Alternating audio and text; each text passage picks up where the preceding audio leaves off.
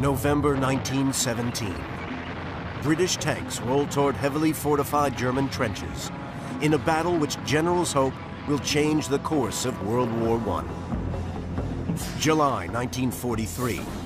Thousands of Soviet tanks take up position to repel a massive German attack in what will be the largest tank battle ever fought.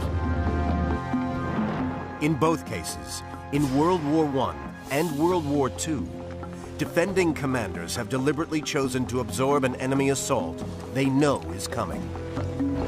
Defensive battle is a gamble. It invites the enemy to attack where it might most effectively be destroyed.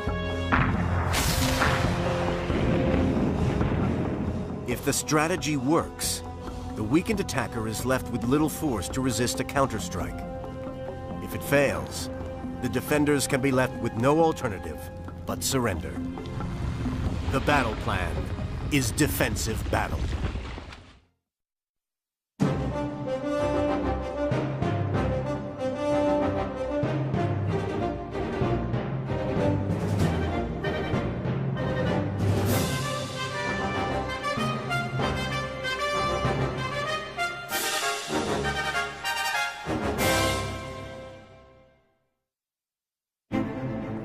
World War I, November 1917.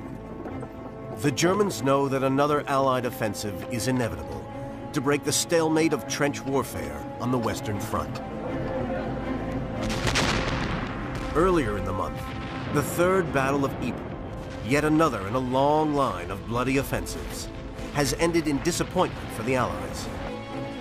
Although November is late in the campaigning season, the British High Command is desperate for a victory. But the horrific slaughter at Verdun and on the Somme during 1916 had exhausted the Germans as much as the French and British. Obliged to fight a war on two fronts, against Russia in the east as well, the Central Powers, Germany and Austro-Hungary, desperately need to conserve their dwindling manpower. In October 1916, Supreme Command of the German Army passes to the team of Field Marshal Paul von Hindenburg and General Erich Ludendorff. They decide to start building massive defensive fortifications across the vulnerable open countryside of the western and central sectors of the Western Front during the winter of 1916. Their forces will pull back to these defenses in the spring, thus shortening their line and economizing on troops. They hope that Russia in the east might collapse, releasing massive German forces for a winning offensive in the west. 2.5 decades later, in World War II, German and Russian forces again face off. In July 1943, the Eastern Front is at a critical stage. The Soviet Red Army knows the Germans are going to attack, and they know exactly where and when.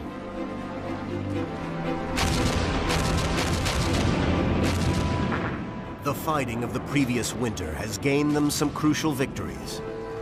They have annihilated Hitler's Sixth Army at Stalingrad and are gradually pushing the Germans west. The German army is under the command of Field Marshal Erich von Manstein. He must get back on the offensive. And in the crucial period before the ground thaws and becomes a quagmire, von Manstein devises a bold plan: to trap the Red Army in a pincer movement near the city of Kursk. But spring comes early, and the muddy conditions bring operations to a halt. To the west of Kursk, the Soviets find themselves in a dangerous position. A large portion of their front line protrudes deep into German-held territory, a strategic vulnerability that military planners call a salient. Seizing the opportunity, the German battle planners decide to cut off this salient. Their plan is called Operation Citadel. To meet the attack, the Red Army Chief of Staff, Marshal Georgy Zhukov, proposes an aggressive defense. He will allow the Germans to make the first move and counterattack once they are worn down. But to succeed, his forces need enough time to prepare their defenses. So on the Hindenburg Line in 1917, and at Kursk in 1943, the battle plan is for defensive battle. But because this battle plan means allowing the enemy to come at you, both Soviet Marshal Zhukov at Kursk and Field Marshal von Hindenburg on the Western Front in World War I must get the fundamentals right. Objective. The planners must decide the type of defensive battle they are fighting, either luring the enemy into a trap, then counterattacking immediately to destroy him, or deterring the enemy from attacking and simply holding him until conditions improve for a counterstrike later in the campaign. Intelligence. The battle planners should have good and accurate intelligence on the enemy's intentions. At the very least, they should be clear about the sort of weapons and tactics which the enemy will use. Time. Commanders must have time to finalize their defensive battle plan and to prepare the ground on which the battle will be fought. Concealment. Commanders must conceal not just their defensive positions and their troops, they must also conceal their intentions. If the enemy know what the defensive battle planners are intending, they may change their plans and launch a surprise attack somewhere else. Absorb attack. The defending troops and the defensive positions the commanders have planned must be able to stand up against and absorb the enemy attack, especially when it's at its most ferocious. Realism. Whenever they plan to launch their counterattack, commanders must be realistic about their objectives and not overstretch themselves. Nevertheless, the counterstrike, however, remains a crucial factor in the defensive battle plan, almost always the last act. But the battle plan for defensive battle has two great dangers. Psychology.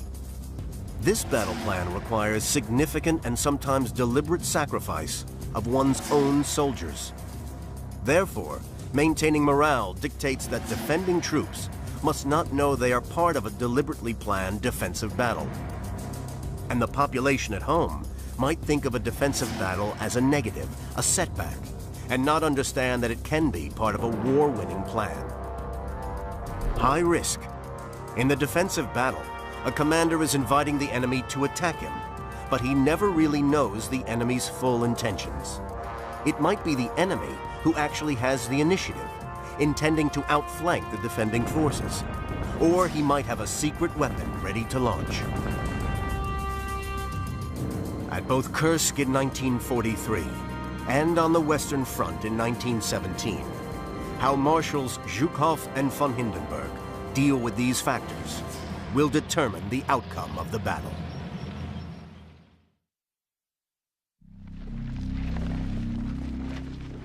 Kursk, in the spring and early summer of 1943. Red Army soldiers, backed up by civilians, worked frantically to prepare their defensive positions for the attack which they know will come. The Western Front, 1917. German soldiers complete the defensive barrier the Allies have codenamed the Hindenburg Line.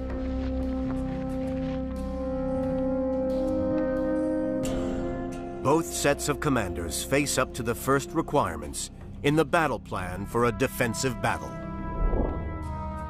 Objective. The planners must be clear about the type of defensive battle they are fighting. There are two aims in a defensive battle plan. The first aim is to entice an enemy towards you, to maintain the initiative, but to give the enemy an idea of vulnerability, but to draw them into a situation from which they cannot return, and then to launch a spectacular counter-strike. The second aim is actually to warn the enemy off, to build such strong defensive positions that fighting against them would cause the enemy huge casualties and huge distress. But the battle plan for defensive battle is full of calculated risks. A defending commander must know what he can, and equally importantly, cannot do. He must be very careful about overreaching himself, of biting off more than he can chew, of trying to do too much with too little. At Kursk, Soviet Marshal Zhukov has no doubt about his intentions. He will allow the German attack to come at him. He will draw in the German forces. He will weaken them. Then, he will counterattack. The first aim was to lure the Germans into a trap, to break the German ability to conduct offensive action, and also to render them vulnerable to a counterattack. And that is the second Soviet aim, to give themselves time to launch a counterattack against these weakened Germans that would push them back and open up the Eastern Front to much wider offensive action.